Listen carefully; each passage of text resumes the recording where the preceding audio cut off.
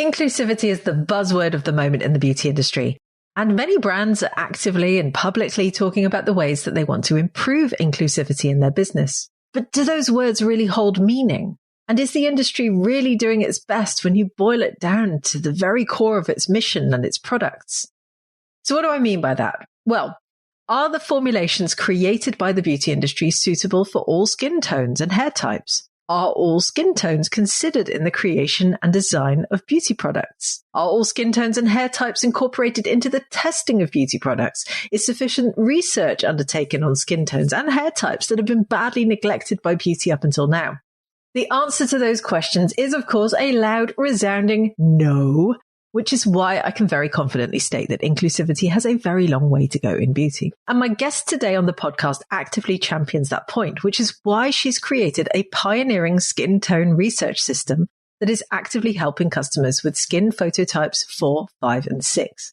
Now, if you want to learn about what skin phototypes are, first of all, and hear about the ways that one entrepreneur is single-handedly on a mission to make beauty more scientifically inclusive, you're going to want to hear this interview with Noelly Michoux of 456 Skin. Welcome to Green Beauty Conversations, the podcast that challenges you to think about how you buy, use, make, or sell your green beauty formulations. In my weekly episodes, I explore the sustainability of the beauty industry and encourage you to join me in changing the industry for the better. I'm your host, Lorraine Dallmeier. I'm a chartered environmentalist, biologist, and the CEO of award-winning online organic cosmetic formulation school, Formula Botanica. We have thousands and thousands of students in over 190 countries around the world who study with us to become organic beauty formulators and entrepreneurs. Visit our website at formulabotanica.com to try our free online formulation course. And if you want to be the first person to know what's happening in green beauty, make sure you subscribe to this podcast in your favorite podcast app. So in today's episode, I'm joined by Noelly Michoux, founder of 456 Skin. After growing up in Normandy in France and moving throughout Europe during her young adult life, Noelly landed in New York City as an e-com director for luxury beauty and skincare brands. Surprised by the lack of products specifically formulated for people like her with melanin-rich skin, especially in a country as culturally diverse as the US, Noelly became fascinated with researching skin physiology, and she wanted to understand why there was such an apparent lack of inclusivity in the market. With a passion for educating people with melanin-rich skin about their shared skin concerns, Noelly dreamed of a customized, physiology-led skincare company that designs formulations that are safe and effective for people with skin phototypes 4, 5, and 6. Hi, Noelly. How are you doing today? I am fantastic. How are you? I'm good, and I'm really pleased that you're here because this is going to be such an interesting interview, and I know our listeners are going to really benefit from this. So let's first of all talk about who you are and what you do. Can you give us an introduction, please? Yes, my name is Noelly Michoux. That's how we say it in France, Noelly Michoux. I was born in Cameroon and I grew up in France in a little village in Normandy. And my background is really in business and marketing. I studied business marketing actually in London. Went out to do a master's degree in industrial purchasing. None of that has been really aligned with what I do today. But it was very interesting for me to kind of work in a diverse industry. I've worked in the pharmaceutical industry, but on the data side as a business intelligence consultant, worked in purchasing, in marketing. And yeah, I guess I kind of grew up as a young Black woman who was really confused about what she really wanted to do in life. That went into the corporate world without feeling any kind of emotional attachment, motivation, or purpose into it. And it was essentially jobs that allowed me to pay for my ways. And that is until I discovered the world of beauty. Beauty has always been a huge part of my life. As a Black woman, obviously, we grew up with this education that having good skin, great skin, nourished skin is so important. So growing up in France, obviously, that was a challenge for me. This is an experience that all Black women and women of color go through. So nothing unique there. And it's really when I moved to New York in 2013 to initially follow my fiance. That worked out well. We're still together. We have 2 kids, so that was a good decision on my part. I followed him, and I literally had to rethink my entire life, because the career that I had in France made no sense in the US. I had to kind of start over, and I got a job in an e-commerce company in New York that specialized in luxury beauty. And this is how I got into the beauty world. And having that experience really allowed me to connect the industry with my own experience as a Black woman, and really made me realize that when we talk about the lack of inclusivity in the beauty industry, the topic goes deeper and is a global topic, because I can see that women in the United States, which is the most powerful country in the world with the most visible, diverse population, had the same issues and the same struggles that I was having growing up in France. And so the desire, it was really like a calling to start the Skin Tone Research Lab, and 456 Skin kind of came from realizing that our entire industry has been set to serve not the entirety of its population. And so, yes, 4 years ago, I started the Skin Tone Research Lab in France with 2 of my scientist co-founders, and our brand is called 456 Skin. And the whole mission is really to help close the skincare racial equity gap and create just amazing products that are compatible with the physiology of people with skin phototype 4, 5, and 6. And ongoing, it's ongoing. Amazing. Well, we're going to dive into all of that in more detail in the podcast. First of all, can you tell us what the Skin Tone Research Lab actually is and how it works?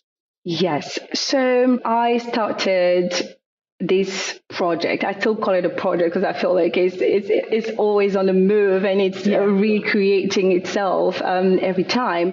I obviously never thought that I was going to have to start a lab. I thought I had an amazing idea, that what I wanted to do was quite necessary, and then that any lab was going to want to work with me to give life to this idea. But the response that I got was very underwhelming, and I basically got told by all the lab that I approached that they did not make formula specifically for darker skin tones, in that I could go the traditional route of starting a skincare brand, which is buy white label formulas, which have essentially been researched, developed and tested on the skin phototype 1, 2, and 3, white skin, and add whatever ingredient you people like. Is it shea, moringa?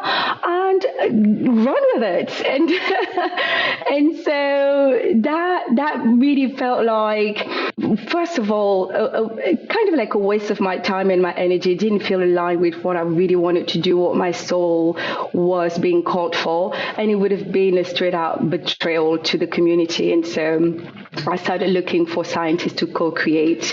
Ended up having an incubation with the LVMH Research Center in France, and they offered us this amazing opportunity for us to have our own lab where we could create from scratch and do the work that the industry hasn't done. After our incubation with the LVMH Research Center, because it was a 1-year incubation, we had some formulas created, but then the research process doesn't stop there. You usually need to go through the whole shebang of testing, and then the whole shebang of industrial transposition, right? Where you go from, I have a formula to, I have a product. And in that part, we realized that having to go to an established manufacturer to do our industrial transposition was just going to be impossible, because the way we had created our formula was so different from what the industry does. From our water, it's different.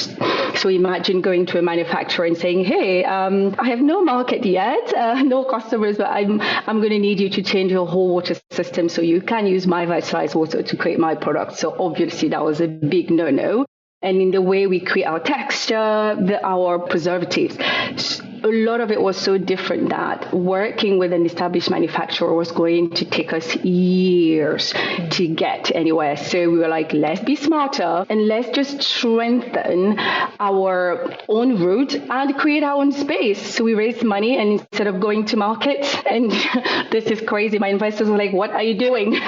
You're supposed to go get the customers. Like, yes, later. So we decided to create our own lab, and we created a manufacturing unit attached to the lab. And I'm so lucky to have co-founders that really understand and are expert of this process. And so the Skin Stone Lab, I call it, is a sacred place where we really get to the root of what is the darker skin physiology, what are the differences, the nuances here, what is melanin, and how can we create a skincare philosophy that is going to address all these differences, all these nuances, and do it in a way that is biocompatible with the human skin at large, but specifically to the darker skin tone. So we own our entire process today. We do it all from the research. We work with the University of Orléans and Chartres and the CNPS in France as scientific partners, but it all comes from our own lab, the research, and then developing, and then production, customization. And it's all about that melanin, really. Amazing. Well, first of all, can I just say that it's really rubbish that all those labs said those things to you? I mean, that is just unbelievable that in the 2020s you're still hearing that nonsense out of people. But I think it's amazing that you used that and you channeled that into this entrepreneurial vision that you have. For those listeners who are listening and don't understand exactly what skin phototypes are, could you give us a very brief overview and explain what skin phototypes 4, 5, and 6 are? Yes, yeah. Phototypes are not yet a mainstream term, and that's really a shame. If you have skin, you need to know about phototypes because it is so important. So an American dermatologist called Fitzpatrick, that's why we call the scale the Fitzpatrick scale, coined the term in the 70s. Skin phototypes, which basically is about your skin tone, is the melanin content in your skin, which is going to impact how your skin reacts to the sun, but also to cosmetic procedures like lasers, skincare ingredients, and ingredient dosages. Very important, that point. And so they are, Fitzpatrick classified human beings into 6 different phototypes. I know the scale is not perfect and it could definitely be improved and extended. And I actually think that Google teamed up with this American doctor called Dr. Monk to extend the scale up to 10 phototypes, which is a lot more inclusive. So that's great, but we are staying with Fitzpatrick, and yes, we can say it's not perfect, but it has been so instrumental in advancing our understanding of skin. And so phototype 1, 2, 3 are essentially Caucasian skin, white skin. So a phototype 1, imagine someone very fair skin, right? They would have like red hair, very low level of melanin. They will always burn under the sun, never tan. A phototype 2, still a Caucasian person. They would have like blonde, really light hair, light eyes. And they burn minimally, don't really tan, but obviously their ability to sustain the sun is a little bit better than the 1. And then the 3 would be someone like yourself, a brunette, light brown hair, dark hair. And from phototype 4, this is really where we start seeing an increased expression of melanin. And the phototype 4 are a very diverse set of a population. They are people in the south of Europe that are phototype 4. Like if you go to the south of Italy, right? They are still white people, but they have this higher expression of melanin. Middle Easterners, essentially phototype 4, Northern Africans, the whole Arab world, Latino skin, non-white Latinos, and then mixed people, right? Black and white mixed can still be phototype 4. My own sister she is very, very light, but has Afro hair. And she doesn't tan as well as I do. She's phototype 4. Phototype 5 would be then someone who has brown skin, really think Southeast Asians, a lot of African Afro-descendants are also phototype 5, and they would tan always and almost never burn under the sun. Then phototype 6 would be people that are essentially African, although we do have some tribes in Pakistan and in India where people have these deep skin tones, and they are phototype 6 as well. So 1, 2, 3, white skin, 4, 5, 6. This is the global majority of the world. And so it's shocking that this proportion of the world demographic is just still not included today in the skincare research and the testing. So yeah, this is what phototypes are. It's so important. I always tell my customers, know your phototype, then your skin type. And that's how you really build a good strategy for skin health. Absolutely. And while you break it down so beautifully in your explanation, you can absolutely see how just having 6 phototypes is totally inadequate. So it's good to know that there is some work going on in the background to at least try and extend that, because as you're right. I mean, you can't lump the entire human population or almost the entirety of the human population into 3 little categories. But talk to me, and this is a big question, but what sort of skin challenges do skin phototypes 4, 5, and 6 face? Because you're making formulations for those skin phototypes. So what challenges do they face? Oh my God, where do we start? Where do we start? When people talk about the phototype 4, 5, 6, we go directly to hyperpigmentation because, of course, melanin is the visible difference. And so people think, oh yeah, you have more melanin, hyperpigmentation, which is very true. For our customers, that's like 89% of the concern. So we're gonna get to that. But there are so many nuances. Obviously, we all have human skin, right? There are a lot of similarities between all phototypes, but the differences in the 4 and specifically the 5 and 6 come first of all in the structure of the skin. So the what we call the stratum corneum, which is the outer layer of the skin, is denser, right? There's a whole debate going about the layers, saying the white skin have 16 layers and darker skin tone will have more layers. Science is quite not agreeing on how many layers here, but the stratum corneum is denser, which is actually an amazing thing, because it means that the skin is going to also have like more collagen, more elastin, participates in how we age as well. But the first challenge there starts with then, how do we nourish all these layers, right? How do we make sure that hydration, the nutrients, essential vitamins can actually reach all the layers of the skin? And so dehydration, I always want to start with that, right? Dehydration to me is the mother of so many skin concerns when it comes to darker skin tones, because if you have a darker skin tone, think of it, right? It kind of means that your ancestors evolved under a different climate, right? Your genetic heritage, it's probably from a place that is super sunny, lots of sun energy, humidity, and your skin barrier is kind of set to work as a ventilation system, right? We bring in the humidity that keeps the skin moisturized, and we kick out the excess heat. Now, when you find yourself under a completely different climate, right? Like London, for example, no sun energy, super cold, gets windy, your skin barrier is completely impaired. It doesn't know how to thrive under such a climate. And so this phenomenon called transepidermal loss kind of happen in a more intense way for darker skin tone, and this because the skin just doesn't have the ability to retain the water that it can get from the atmosphere. So that's another challenge that's added to the dehydration problem. And then this sun energy also brings the problem of vitamin D deficiency. And our research is showing today that obviously vitamin D can cause a lot of problems when we are deficient, but there is a correlation there between vitamin D deficiency and dry skin. So dehydration is such a massive issue, because essentially a skin that is not properly nourished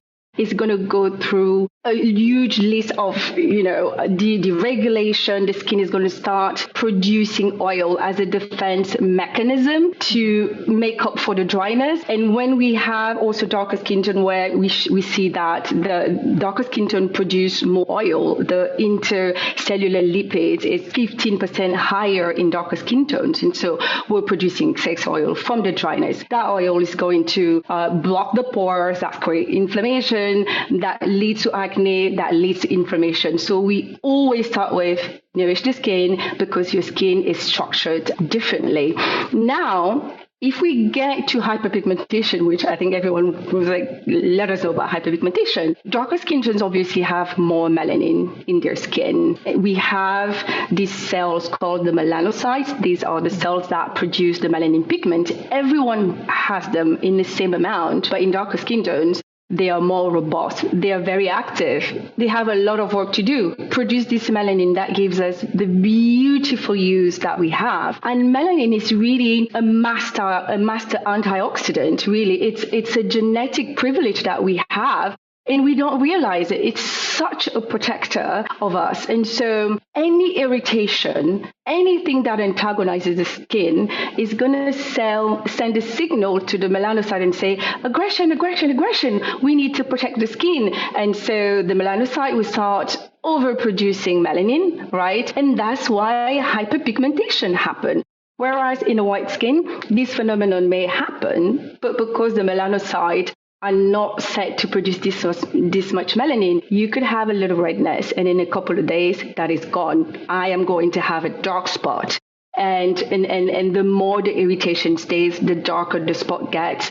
And so this is why hyperpigmentation happens. And that's a massive difference, which when you see how the industry approaches brightening or skincare in general, it's a non-stop aggression to the skin, day and night, every day. And so inflammation is at the center of this massive issue. And this is something that we don't talk about enough, to tell people with darker skin tone that if you have a melanin-rich skin, the first thing that you need to eliminate in your life is inflammation, because that's how your hyperpigmentation mainly happens. Wow. I mean, there's obviously like several hours of podcast here. But and we can go on. There are so many others, but let's just keep to these two. If you're a listener out there and you have darker skin tones, if you can get your hydration optimized and really know about inflammation being at the center of you having hyperpigmentation, I think you're already off to a great start to get to a better path of skin health.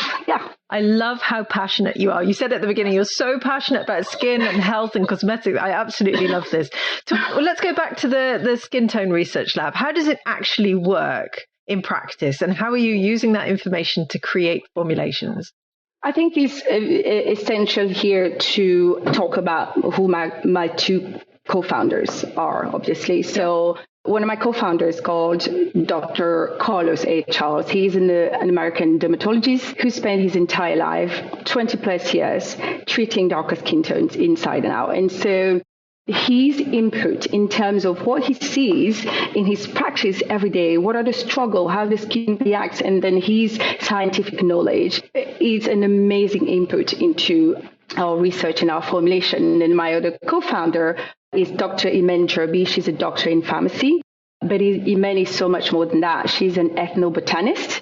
And so her vast knowledge of plants, and specifically plants that are generated in the same climate that phenotypically generated darker skin tone, it's amazing. And she's a great formulator, expert in biocompatible formulations. And so there's already a lot of knowledge from them that we embed in everything that we do. And so I can give you an example of like a process of us creating a skincare formula, how that really happens. How does the Skin Tone Research Lab fit into that? Because you've created it and you've created 456 Skin. So how do the two things work together? Absolutely are together. They come from the same place. When we have the research, usually we start from the skin. We look at the differences in the structure, the function, and then we say this is the right philosophy, let's say, to create hyperpigmentation serum based on the functional and structural differences of darker skin tones. This is the strategy, right? From that strategy, we're then going to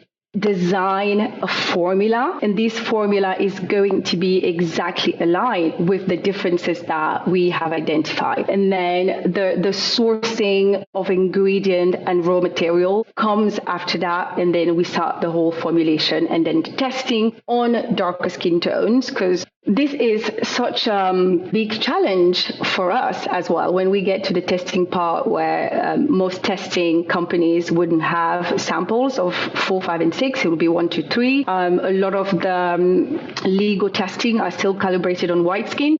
So sometimes we have to go through the process as it exists, and then we have to organize another internal process where we're actually testing on darker skin tones. But this is essentially how it works. So we know all of this about hyperpigmentation. We create the philosophy for a brightening serum, and then we're going to say, okay, this is melanin.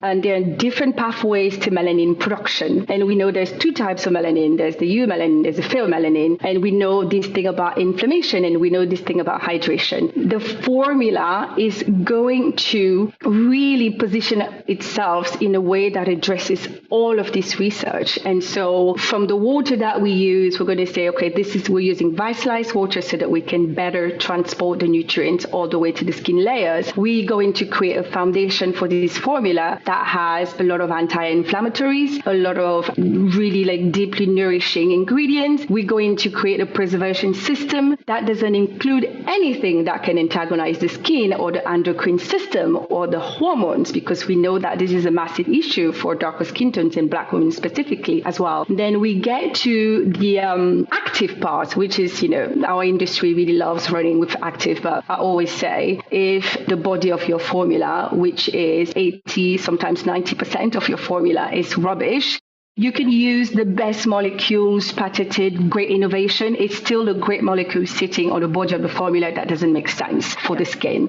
And so when we get to that top part, it's really about having a super smart approach about, yes, the ingredient that we use, but the dosages, because we want to create efficacy, but we never want to wake up the melanocyte, because that's going to create inflammation. And so it's like this tiptoeing around the concerns, but without ever antagonizing the skin in a way that what we're doing would backfire on the skin. So this is really how we implement this research into the lab, and then it goes to your raw materials. Yes, we know that these are the raw materials that we want to use. For example, our serum, when we started creating the serum, obviously vitamin C is like a massive ingredient. Everyone loves it. So we incorporated vitamin C, and when we were doing the testing, we realized that, wait, vitamin C, great, but if we use it over 3%, this it starts to create this little inflammation, right? And we can see it after 2 weeks of use. So what happens after a month, 2 months? But then if we lower the concentration, it doesn't produce any results. And so we were like, all right, different strategy. We are going to use a variety of brightening, what we call the melanin inhibitors actives at a lower percentage, so that we can get a better efficacy and having this ingredient that kind of boosts each other. And so we went out there, we're like, what are the other actives that do a great job with hyperpigmentation? And then you stumble upon hydroquinone, top of the list, hydroquinone. And then there's research telling you hydroquinone, well, big caution, is banned in Europe over the counter for reasons. Like, this can be very detrimental to the skin and to your organs. There's a big debate about it out there. But over here at 456, it's a no hydroquinone zone. And so we carried on researching, are there any alternatives out there? And this is why MN is amazing. It's like, there must be an alternative. Let's look at X-resorcinol. And we started researching. I was like, this is great. It's the same kind of efficacy that hydroquinone can give, but without the side effects. We are then combining that with the likes of glutathione, alpha-arbutin. Again, dosage here, very important with alpha-arbutin, because it can go on the other side really quick. And then we look at, yes, vitamin C, but what kind of vitamin C? Let's look at acerola, because this one is bio, just like an increased bioavailability. And that's really how we work. And then we're going to combine with biosalicylates because we see salicylic acid good, but also that inflammatory response can be triggered. And that's how we work. And we check at every stage that what we do, the way we combine ingredient, the concentrations, it's always going to be to the benefit of the skin, and that we're not creating something that feels good today, but that's going to create some type of reaction later, because this is really what women of color go through. Feels good, gives efficacy today, but 3 months later, the hyperpigmentation is still there, or even coming back with a bigger revenge. I love the thought process that goes through this. It's so meticulous, so considered, and so focused with the end goal in mind, which is, of course, the most important thing. Quick question: how many products do you sell at the moment? We have 8 products. Okay. So we have 8 SKUs, which, we can call them product now, because we just recently created a retail line, right? We started as a customized brand, and for 3 years, that's all we did, just customized skincare. People would go onto our website and they would fill in a skin diagnosis. And from this diagnosis, we would then we have a master formula. That's how we call the 456 master formula, which really encapsulates all of our research from like the water, what are the agents that we're using to create texture. And this is also where we're like, we can't go the plastics, silicones, carbomes, ester route, because that is an aggression for darker skin tones to any skin. I'm saying it now with a lot more confidence. Like, we should live in a skincare world that does not include plastics. Full stop. I completely agree with you. I have to say on that, but maybe that's another podcast episode. I digress. That's another point. But then the preservation system, same strategy, nothing that can interfere with the hormones endocrine system. And this is really our master formula. And then we created this customization complexes. And so we created complexes for hyperpigmentation, for acne, for dehydration, for dull skin, etc., etc. And so when we received a customer's skin diagnosis with their order, we would choose the master formula and then say we're going with these complexes at this concentration, because this person is telling us this and this information about themselves, and then they could choose fragrance, no fragrance, that was another option. And that's how we have been learning about our product's efficacy on the skin, and we've been improving and iterating. And from that, we have 8 products that can go into retail, and they're amazing. Many of our listeners will be browsing over to your website shortly, at the end of this podcast, of course, because they've got to listen to the whole thing first. You guys listen to the whole thing. One big final question I have for you is around inclusivity. So what does inclusivity mean to you in relation to your skincare that you're making, your big mission? What does it mean to you?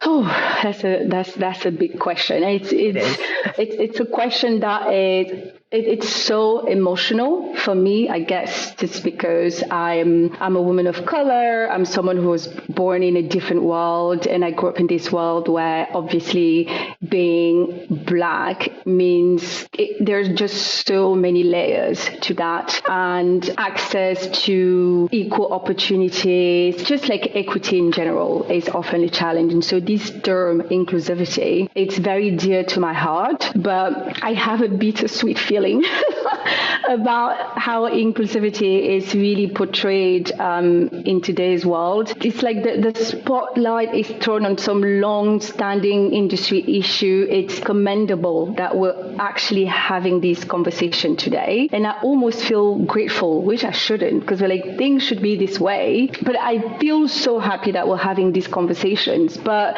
the term, for me, is just being a sporadic use as a PR tool. Really, rather than it being an earnest mission. And so for me, it's been like a waste of awareness that so many people, there are people that have been fighting on these issues for decades. And now that we have this awareness, we're just not making the best use of it. A lot of it is marketing driven, it's for performance, and it is a shame. For me, real inclusivity is not just about like, I'm going to deepen the foundation shade in my range, or just showcasing diverse models in your campaign. I mean, that's good. Keep doing that. That's good. We need to see ourselves out there.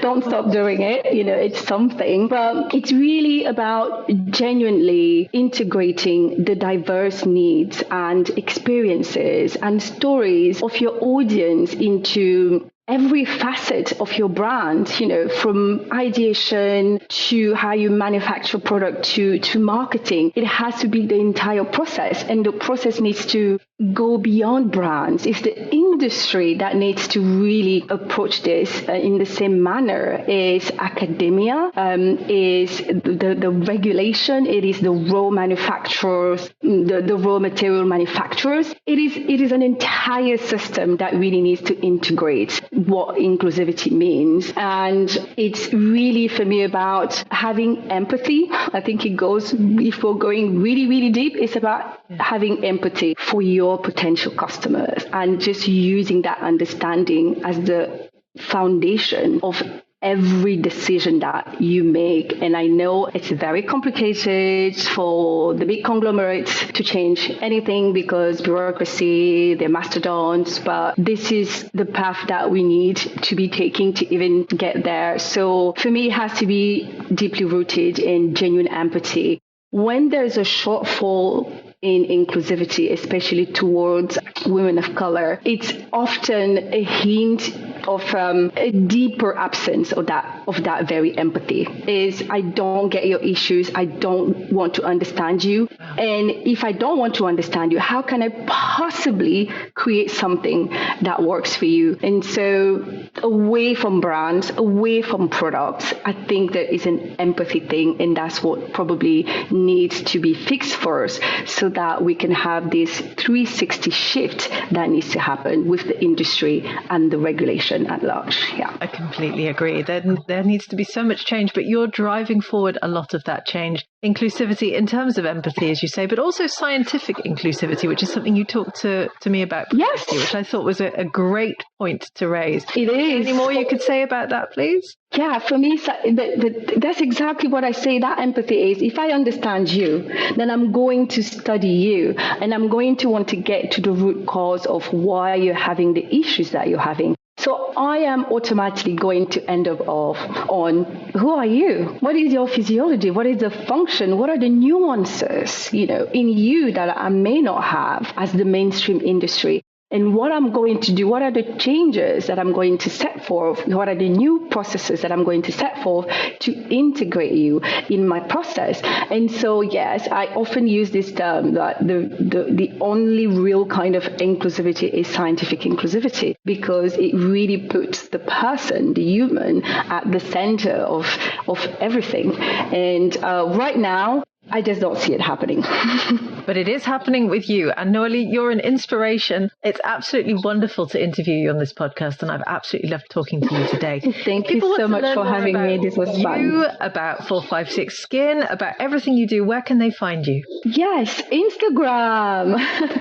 You can go to this little place called Instagram. We have an account there. It's at 456 Skin.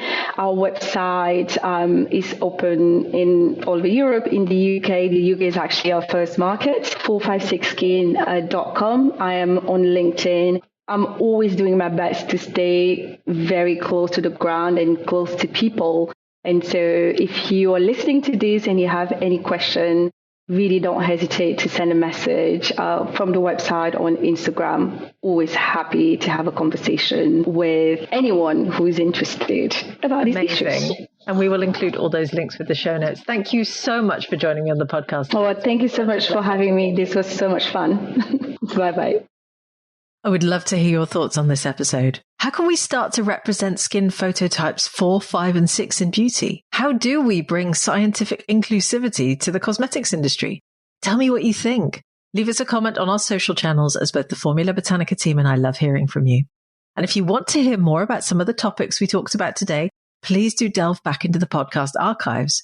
Go and listen to episode 101, in which I interviewed Dija Ayodele on why Black skincare matters.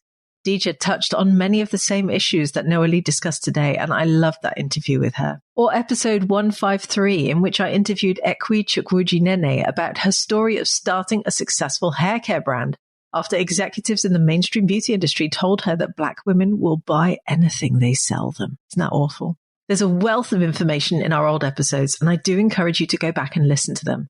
So thank you for joining Noelly and I for this latest episode of Green Beauty Conversations. I hope you enjoyed it. If you did, please do leave us a 5-star review so that other people can enjoy these conversations too. Make sure you subscribe to the podcast on Apple Podcasts or Spotify or whatever your favorite podcast app is, and stay tuned for the next episode. Follow Formula Botanica at Formula Botanica on Facebook, Instagram, YouTube, Pinterest, TikTok, Twitter, or LinkedIn. We are everywhere. And come and give me a follow at Lorraine Dallmeier on Instagram. Visit our website at formulabotanica.com and sign up for our free online formulation course today.